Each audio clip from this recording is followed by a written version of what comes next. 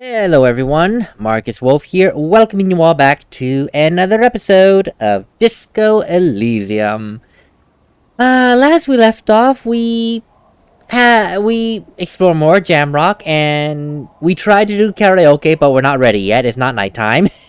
More importantly, we had a nice discussion with the three amigos over there, the three drunken amigos over there. A man drunk out of his mind saying, "Don't call Abigail." The coherent one that actually talked to us and said we had a nice conversation as fellow drunks do. And the man who sold us this totally safe to use bottle. It's not a blue medicinal spirit. From his description, it was soaking in a snakeskin. It's formaldehyde. That's death. Yeah, that is death. Formaldehyde is not something to be drank.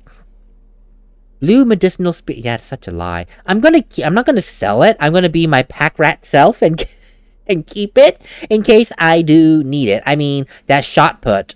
I didn't think I would use it, and then I ended up using it for the two old men. It worked, sort of.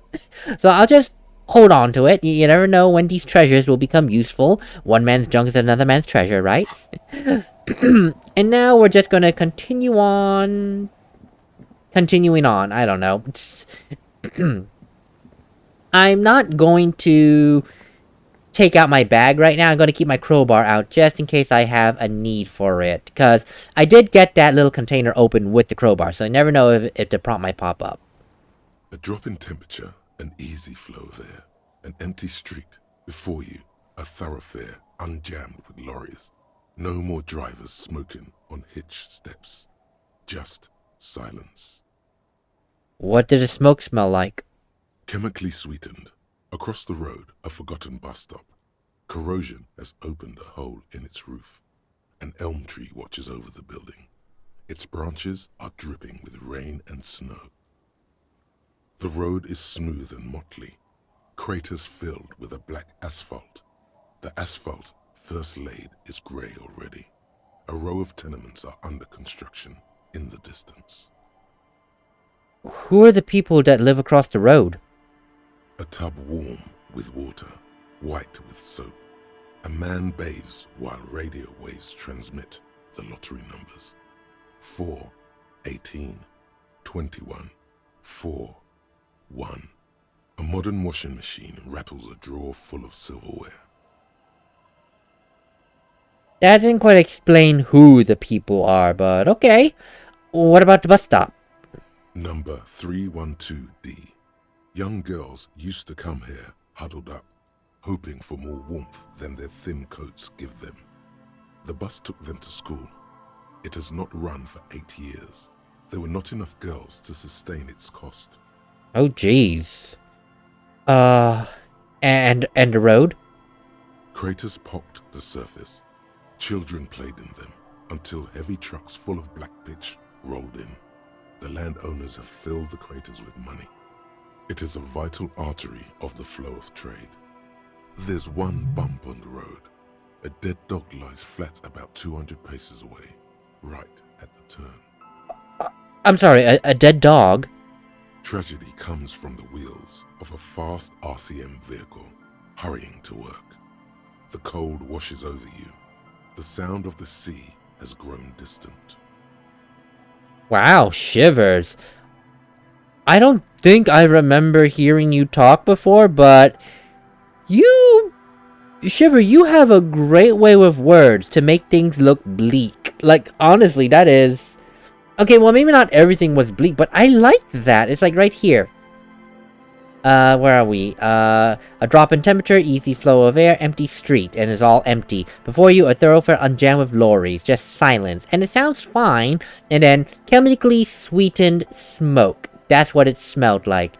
A forgotten bus stop, corrosion, an elm tree, dripping with rain and snow over the building. The road, smooth and motley, craters filled with black asphalt, and now gray with age. It's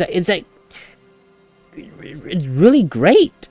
And then like a tub of warm water white with soap, a man bathes while radio waves transmit the lottery.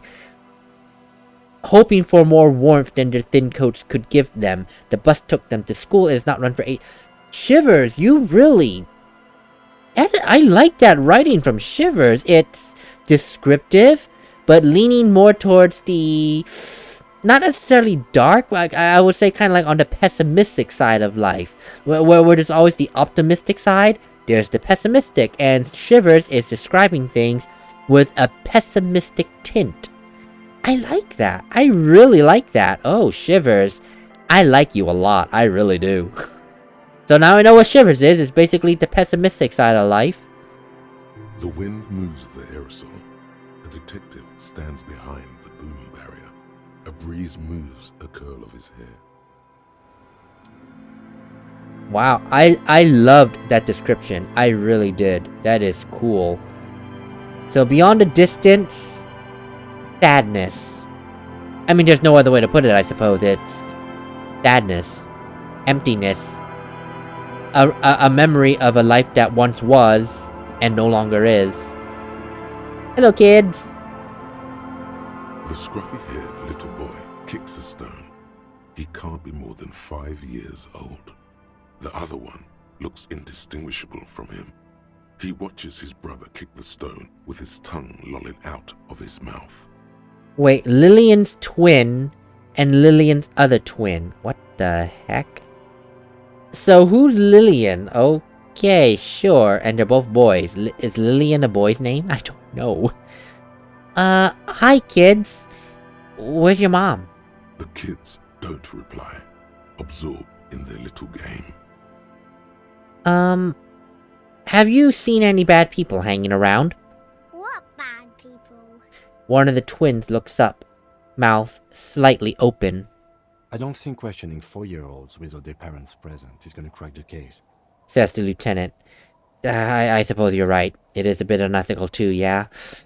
If you don't mind me saying, you two boys look very identical. The stone-kicking one becomes frantic all of a sudden, as if that's something to be scared of. The obvious fact that you just stated. He looks just like me. The other one said. Yeah, I said that. The boy doesn't answer. His brother throws another rock. Both of their hair is covered in some kind of dirt. The rock kicker was just being shy, but now he's enthusiastic again. You're bad with kids.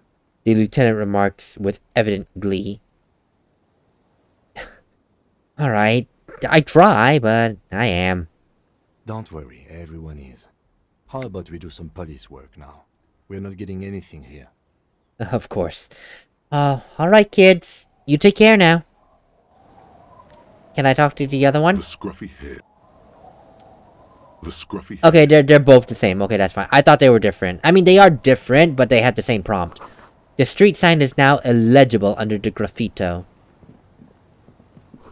Hard to see the details. The colors, all warm and welcoming, are cozy, though. Oh, really? Cozy in there. Oh, well, I'll take it. A flower trowel where nothing really grows. Maybe in spring? What's in here that is warm and inviting? Oh! Wow. You know, I'm not gonna lie, this looks very homey. It looks so bright in here. I'm telling you, it's the yellows. It really is the yellows. The yellows really brighten up this room. Wow. I mean, yes, there was the whirling in rags and it was lively, but I wouldn't say there was a place that popped color and brightness. I'm thinking, and I don't think I've been in a room that necessarily popped this kind of warm, inviting brightness. This really, yeah, really, I came in and it's like, wow, that feels so welcoming. It's the light, it's the yellows that are accentuating the light, probably. It really is the yellows. It's so warm and inviting in here. I think this really is the first warm, inviting room I've been in. That is so nice. It feels safe and warm in here. Not like outside. Exactly what I'm saying. It's homey. It's nice. It's warm. Hello, mister. A young girl, barely 4 or 5 years old, sits on the sofa. She's looking at you with frank curiosity. She clutches a small stuffed animal. Occasionally, she twirls it around. Oh, well, hello there. Where are your parents? My mom's outside, and I don't really know about my dad. She gives you a bright smile, as if it were a good thing. And the twins outside, are they your brothers? Yes. They don't want to play with me. They're older and play outside. They look the same. Sometimes I can't tell them apart. You know, I said the same thing to them too. About them looking identical, that is. They look identical. She slowly processes the word, then snickers with laughter. Do you happen to know anyone that goes by the name of Ruby? Ruby. Ruby. Suddenly the girl gets all serious and leans in, as if she's about to tell you a secret. My mom tells me I'm a big girl, but she doesn't know that I can't say Earl. Or sometimes I can, but then Uller. Kids. The lieutenant shakes his head. What's that up there? It's a grouse. She yelps, smiling broadly. Wasn't Gar, the cafeteria manager, trying to repair a piece of taxidermy? Oh, that's nice, but what is it for? I don't know. Well, if you don't know, is it okay if I took it? Sure. Just go and get it. I don't like it anyways. It looks angry. All right. You just need to grab it from the ceiling and go. Okay, that went a lot smoother than I assumed. Your mom is out. Shouldn't I ask your mom first? Shouldn't you not be advocating taking things out of your house, kid? I mean, stranger danger 101. Cough, cough. What is that thing you're holding? It's Lammy. He's my friend. Sort of. She holds the fuzzy beast up to demonstrate. Lambie is a stuffed lamb that, admittedly, has seen better days. One of the eye buttons is missing, and the fur is tattered in several parts. Oh, hello, Lambie. You look soft. Yes.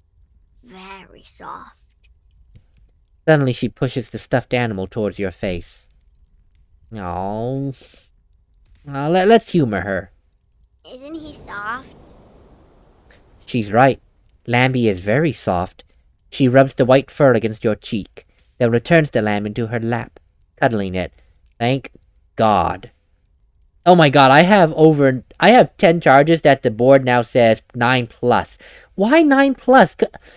How much more difficult would it have been to have two numbers, say 1, 0? I mean, they take up the same amount of space.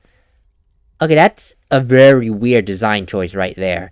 Although I suppose they didn't anticipate people to have more than 9, so on the off chance that it happens, they just put a plus in front of it. That's, again, you could easily put it 2 digits, 10. That's fine. Whatever.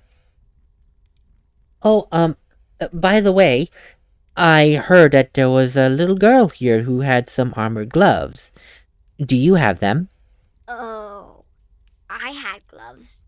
Very big ones. Heavy, too. Where did you get these gloves? Found them when Lemmy and I were playing hide and seek. In an empty house. Where no one lives. I think someone hid them there. She doesn't want you to think she stole them. Really? Do you know where these gloves are now? I hid them. The twins were gonna take them. They're stupid. She lifts her stuffed toy up and looks into one of its remaining eye, as though searching for confirmation. We're going to need those gloves. It's for important police business. He enunciates the last 2 words carefully.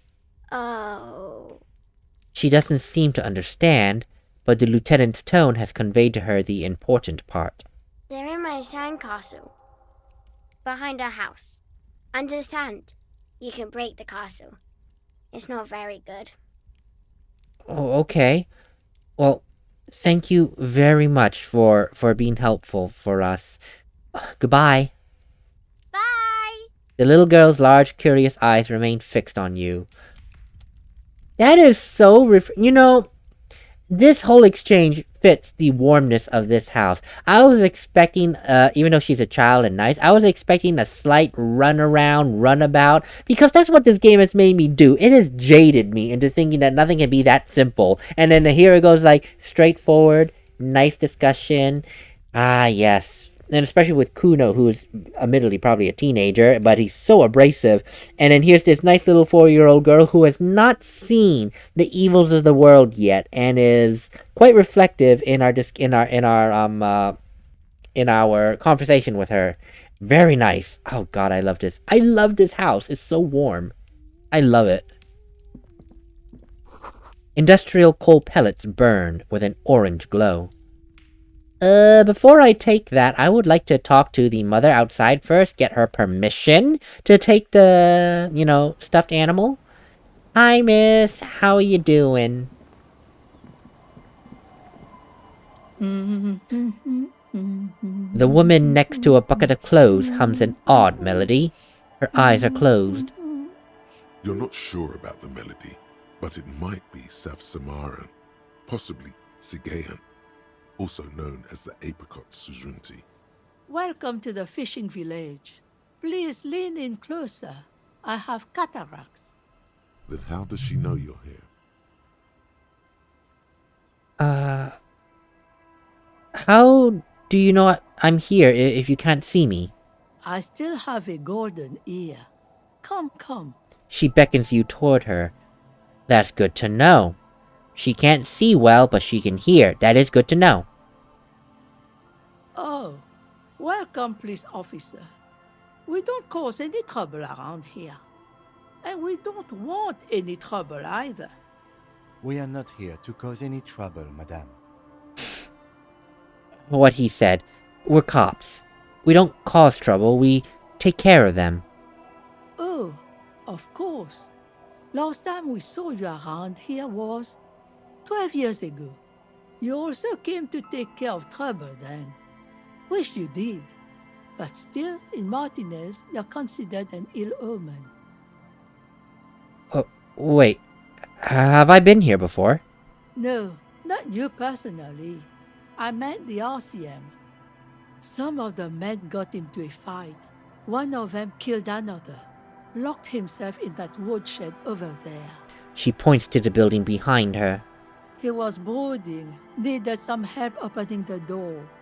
You got it open for him and took him to think about what he'd done in a more secluded place, somewhere more quiet. She says it as if he was on some kind of spiritual retreat. And what kind of ill omen are we talking about? The one you mentioned regarding the RCM. Oh, the usual. Dark tidings. Black Hound. Well, if I'm considered an ill omen, then why hasn't anyone mentioned that to me yet? Maybe they are afraid. Afraid? What of? Because you're an ill omen. But you're still welcome here. As long as men with guns aren't chasing you. And maybe even then. Because that's the kind of fishing village we've built. I'm sorry there's not a lot of room to park the motor carriage. And not a lot of houses. Or a lot of people. My kids are long gone. Searching for treasure. So are others. Ah, look at me ramble on. What brings you to us? Well, first and foremost, it's about taking care of trouble. Have you seen a red-haired woman run around the coast? Goes by the name of Ruby? Nay, I haven't seen anyone lately. Because she's blind, which you seem to have forgotten. Okay. But do you happen to at least know who I'm talking about? This is my little cinder block town. I know what goes on around here. She's being evasive. She knows something. There was a murder in Martinez. She might be a suspect. We would appreciate your help. Would you now? I know how this world works. And it doesn't work when people tell on each other.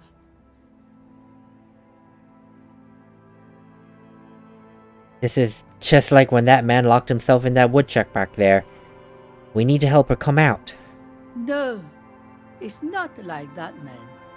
With him, we called you. Right now, you just arrived by yourself, like a raven plucking at the window glass. Ah, I see then.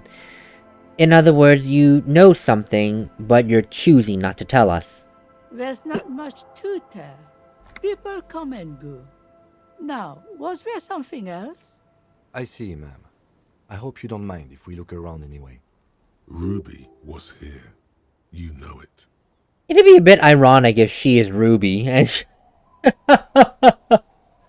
it'll be so ironic if this is Ruby and she's just pretending to be an old lady. It'd be so weird.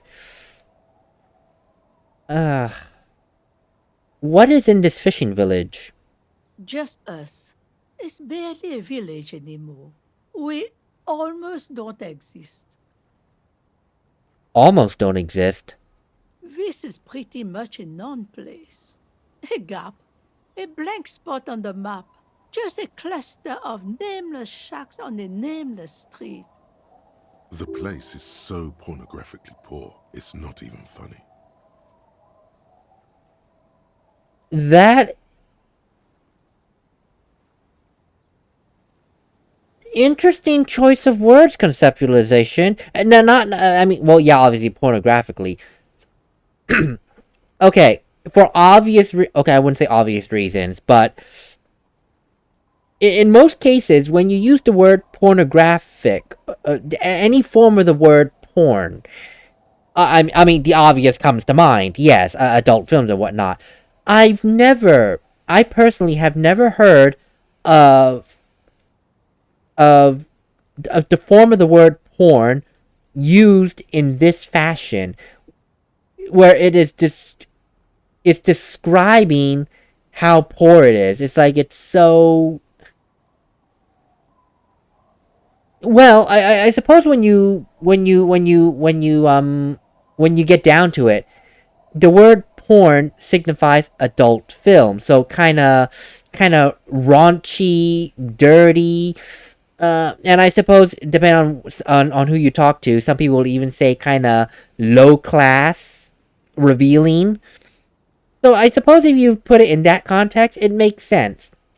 This place is so low class poor. It is so revealingly poor. It is dirtily poor. You know, all that. So I suppose in that context, pornographically would be the correct term to use. But I never seen a form of the word porn used in this fashion. I never have. So that's very... It makes me interested to look up the word pornographically now, just to see what the definition is. And if it's something other than the obvious of, you know, adult films and whatnot. This game has introduced me to words I've either never heard of before or never knew could be used in such a fashion. And as an English major, I am loving this. I really am. I really am. Well, there's gotta be something here. Over there, you can find more of the same. Shacks and trees growing wild. That's the pox. The pox? An old military hospital and its surroundings. Or it used to be, during the time of the suzerain. After the war, it was turned into a goodwill hospital for shell-shock veterans and folks looking for some quiet in the old sanatorium gardens. Now the area is crisscrossed with nameless streets and makeshift cinderblock houses, shacks as far as the eye can see. And what happened to the hospital? The goodwill ran out. The staff left and the place was shut down. It's long gone by now. And who else lives in this village? Well, there's Lillian and her kids. A few new folks live in the house to the east, but they're away right now. And then there's the drunks. Not a pretty sight, but there's little we can do about it. Home is home, even for them. Yeah, Know exactly who you're talking about. I'm sure you did. Nature keeps them in rotation. A new face pops up every now and then, and an old one disappears and is forgotten. This is who we are. I see. But if you guys are living here, I would assume that there's a way to make some money around here. Here? For you? No, officer. The only money we have here is some coins the drunks tried hiding from their women and then forgot about. Under carts, boats, in little boxes. It's not hard to find. Oh, I can imagine savoir-faire. She nods, rinsing another piece of cloth. I forgot to say that out loud, my bad. What's further down the coast? Not much. There's the abandoned church, the DeLorean Church of Humanity. It's been there since before my time, even. Why is it abandoned? Some things just don't fly, officer. Look around. Who'd go to church here? They built it 300 years ago. Must have been nicer then. So, they don't hold services there anymore? The Ecclesiastes? No, we've tried, but things just keep happening. Crime, accidents, other things. The place never stays open. It's a pity. It used to be such a nice church. And what else is down the coast? Before you get to the church, there's some ruins, an apartment complex, or some kind of electrical plant. Run-down bunch of houses, empty. But which is it? Apartments or an electrical plant? I don't know exactly. A pre-war place. It used to be something. Before the war. I wasn't here then, you know. Was born in Samara. Pre-war. Every time I hear pre-war, I just remember Fallout. Pre-war New Vegas and stuff like yada yada. Anything else of note? Of note? The old fish market up on the boardwalk. But it's closed. A fish market? Who'd want to come here for that? No one. That's why it's closed. It was once a bustling place, back when I was young, and so was everyone else. Now, what catch we do bring in goes straight into a lorry for the Delta or somewhere else. And that's it? Nothing else more along the coast? What? You're one of those real estate people with big plans? If you want a development opportunity, you can check out the abandoned building over at Land's End. Used to be a supply depot, we think, sending goods and ammo across the bay. It's jammed shut though. We tried to get in, see if there was anything to sell or scavenge, but it's impossible. And now you know everything there is to know about this coast. She drops a bar of soap into the bucket with a splash. Well, thank you so much for that explanation. One more question about the area. Would you know of a place that someone could stay the night? Stay? Most people here are trying to leave. That said, if lodgings is what you're looking for, I've got a free room in the shack. Her soapy thumb points to the building behind her. And how much are you charging? I won't charge you for it. Take it as a gesture of goodwill from the village to the RCM. Oh, well... You're just giving it to me? No one is using it, and God knows it's not much anyway. You can stay there. Why, thank you, miss. Really, but... I don't feel it's appropriate for the RCM to accept such free accommodations. Oh, don't. It's your choice. No skin off my teeth. Well, if you say so. So why isn't anyone using the room? My kids grew up and left like they do. The house is long empty now. I live in the small side attachment. It's easier and cheaper to keep warm. Hmm. You know, at first I was excited because it was free, but then all of a sudden, for those of you in America and maybe in Europe as well, you remember that court show, People's Court, with Judge Marilyn Milian? The cheap comes out expensive. Or was that Judge Judy? No, Judge Judy was Beauty Phase, Dumb as Forever. I think that was Judge Milian, People's Court. The cheap comes out expensive. I mean, on the one hand, it's free. I don't have to waste $20 every time. On the other hand, it's free. There's no security. And I'm probably going to be inviting trouble. Oh. So, I can just have the room. Aye. The room is pretty bare bones, but it's got a bed and roof over it. That's more than some folks have around here. Oh, God. Proletariat. Well, I'll admit I don't need much. It sounds just fine. An uncomplicated man. I take it that means you're interested. Oh my god. Well, also on the offhand, I'm doing my exploration mainly here. So at least when I start the video, I don't have to... When I start new days, I'm sorry, which at the also be videos, I want to go left, right, left, right, left, right. But then I don't know where... Kim, where are you going to stay? Where are you going to stay, buddy? Ooh. I'm gonna get robbed here, aren't I?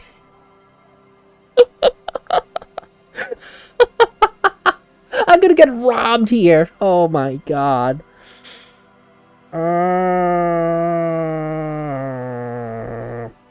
Well, alright then. You've got yourself a tenant. Don't make an old woman regret opening her house to the place. A key appears from under her apron. She hands it to you. Well, if you are not in the hostel in the morning, I'll know where to find you.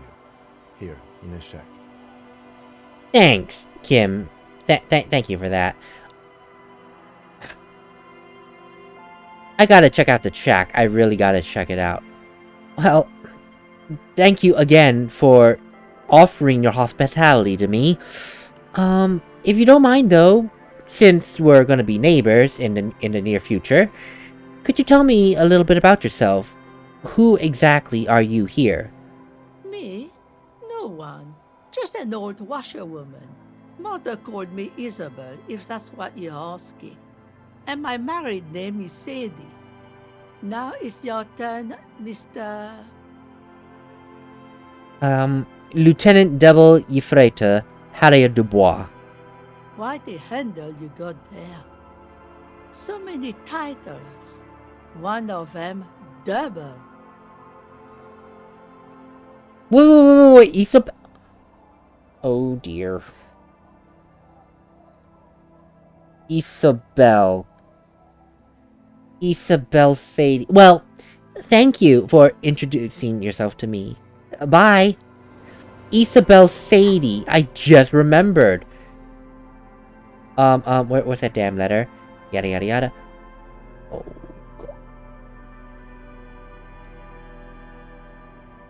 So Isabel Sadie is... They are the two legal residences left here. Isabel Sadie and Lillian Carter. This is the only place they know as home. I mean, it's not the greatest place to live, as she said, is an almost dead town. It's basically a ghost town, I would say, but this is all they know as home. Oh god. You know, it makes it harder when there's a human on the other side of this paperwork that you can put a face to. It becomes harder. Ooh. Well, problem for another time. How long have I been talking to this wonderful lady? 35. Okay, well, I can spend a little bit longer. Let's get $50. And I want to see what's in this window. You can't see into the house from this angle. Inside, you hear the cozy sound of some kind of heater sputtering. The door has seen better days. The layer of paint has started to peel off due to the salt and wind from the sea.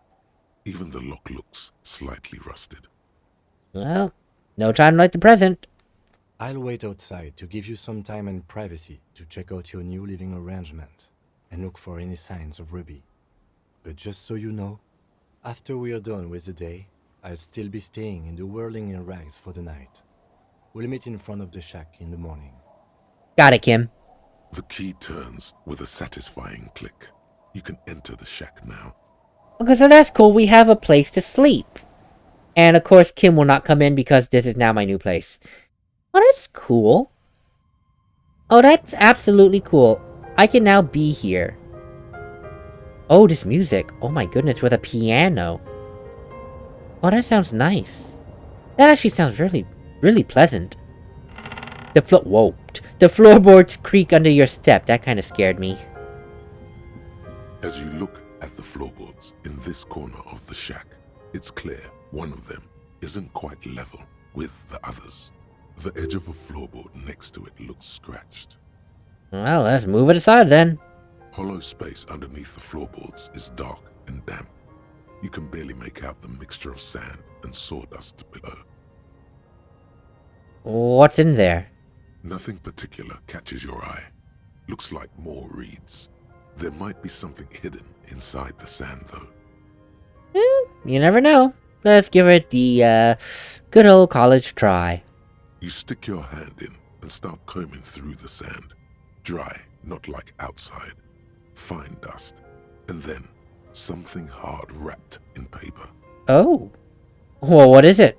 A small cylindrical object. You pull it out. A bullet. A 9mm bullet, to be exact. Fit for all muzzle loaders of that caliber. Interesting. A bullet in, of all places, underneath the floorboard. The floorboard doesn't care.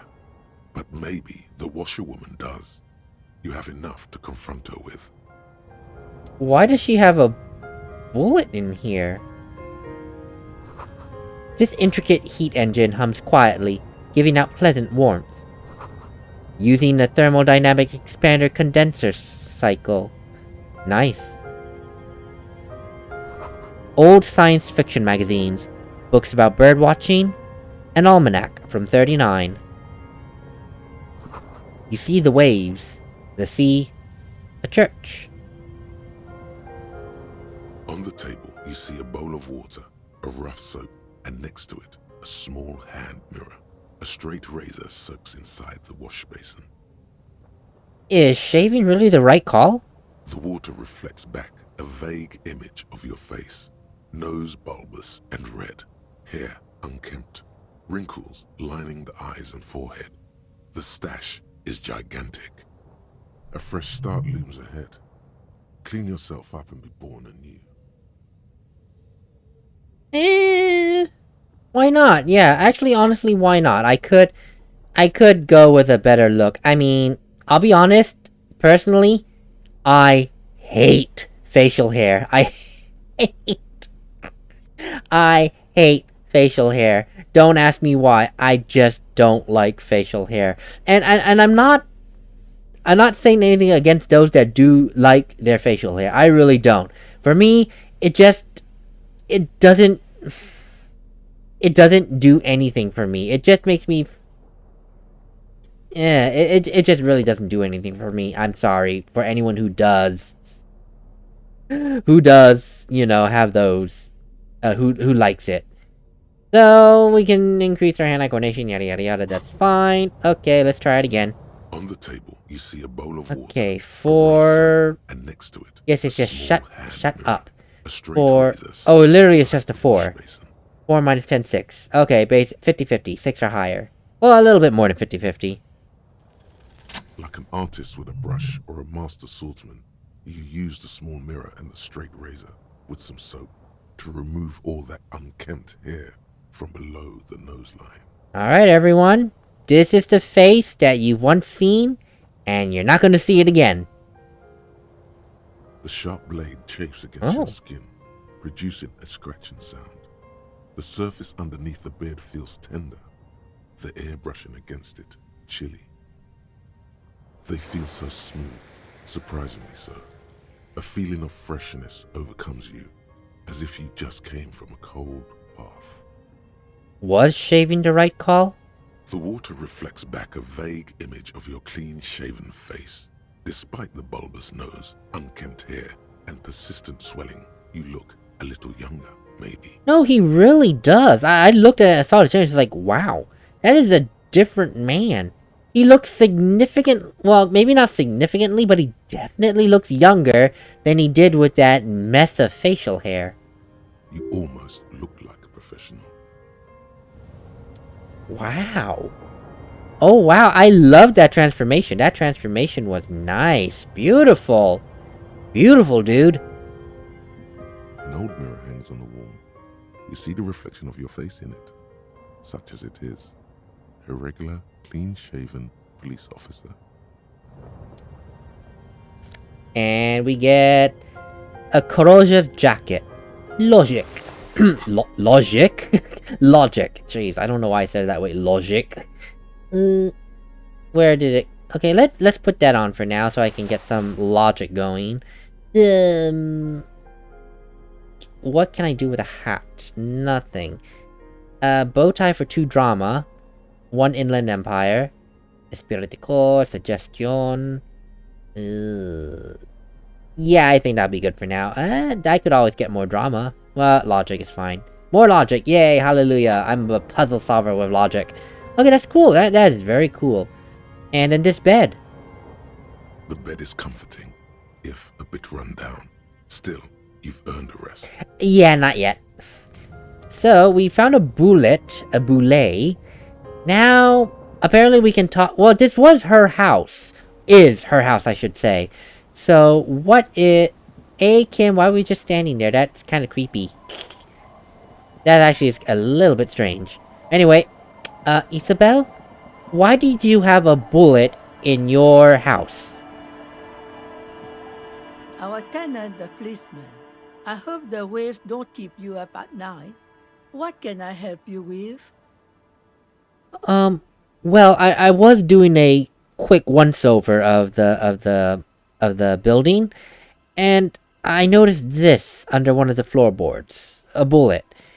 Why would there be one there? Damn that girl. She mutters softly.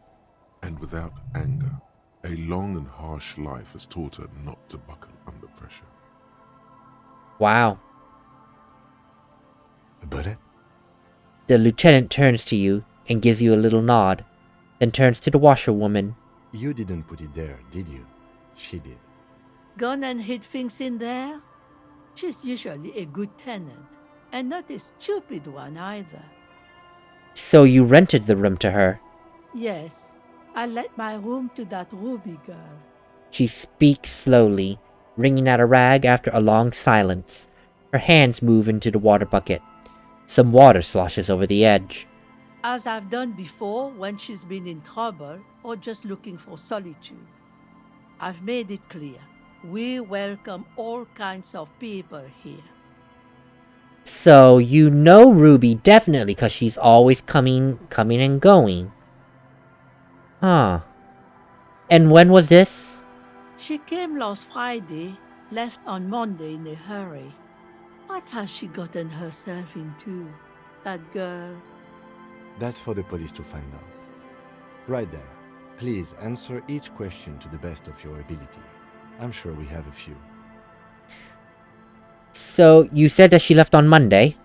Yes, early with the dogs, around 8 o'clock, I think. She probably heard the lieutenant's Kanema drive by, and it woke her up, just like it did you.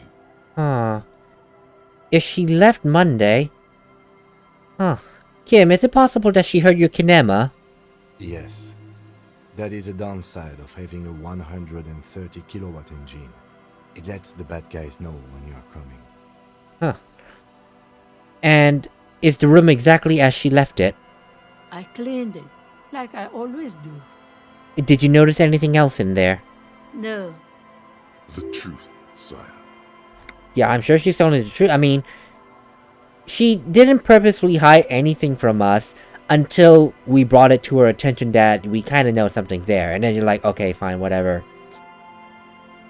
What is Ruby like? She's good company. Knows how to talk to an old woman. At my age, you don't get a lot of quality conversation. So I really appreciate that about her. Did she talk to you much during her last day? No, she was mostly silent this time. Kept to herself. Silent how? She tried not to let it show, but I could tell she hadn't come to fish.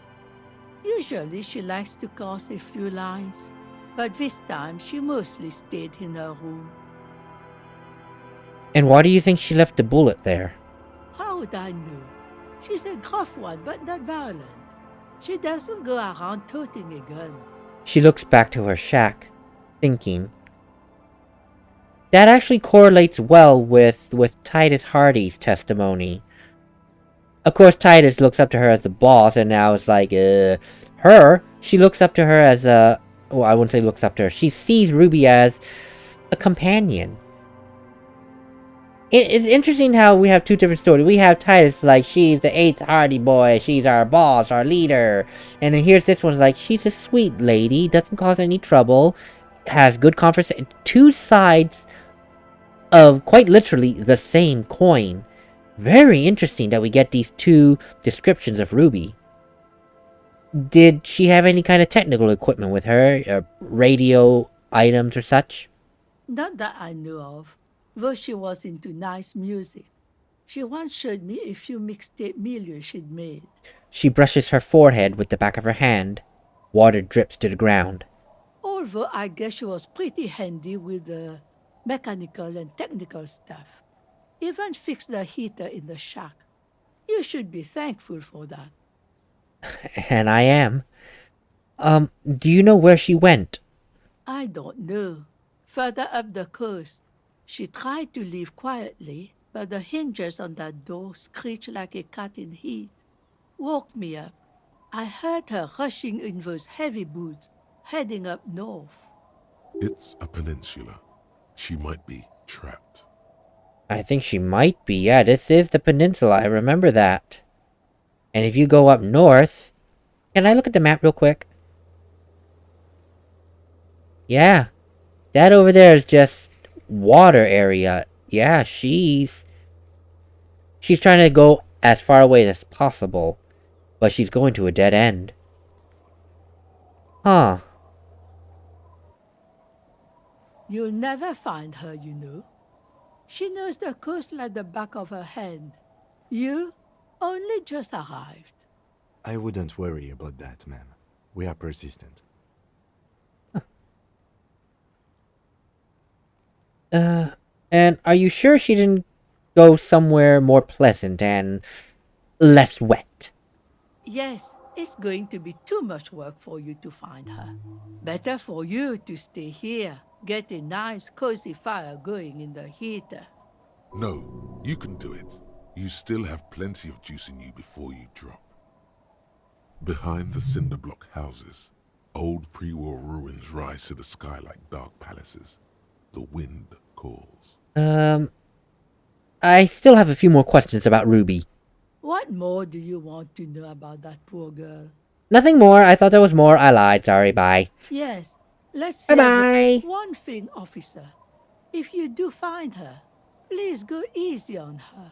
She looks around. The air is getting colder. She's a good girl. Whatever she's gotten herself mixed up in. Yeah, it's really interesting that we get two versions of Ruby. Again, Titus, she's our leader, she's the 8th Hardy boy, we will protect her with our very lives. Until she proves that she's kind of backstabbing us. But still, there was that, gang camaraderie. And then here, it's like, she's a sweet lady, very helpful, holds great conversation, sweet. Again, this is Ruby. It's like, again, with the analogy, two sides of the same coin. It's so interesting to have that juxtaposition in your mind about her character. That the nice girl and the and the gang leader girl. It's like so very interesting. And we got a new place. Yay, thank God. Let's go inside so we don't, freeze to death.